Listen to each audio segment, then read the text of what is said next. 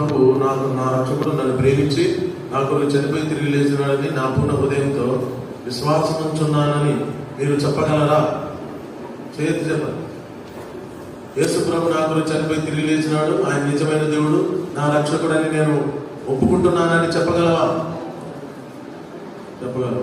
మన ప్రభు యేసునందు విశ్వాసం వచ్చిన తర్వాత నీ జీవితంలో ఏమన్నా మార్పు వచ్చిందా? అట్లే పాపంలోనే జీవితం అలవాట్లు అట్లే ఉన్నాయా? జీవితంలో మార్పు వచ్చిందా? సరే, ప్రభునందు విశ్వసించిన తర్వాత అంతకుముందు చెడు మాటలు, అబద్ధాలు, కొట్లాట, కలహాలు, మరి ఇప్పుడు యేసునందు విశ్వాసం వచ్చిన తర్వాత వాటిని విడిచిపెట్టినారా? వాటిలో కొనసాగుతున్నారా? విడిచిపెట్టారు.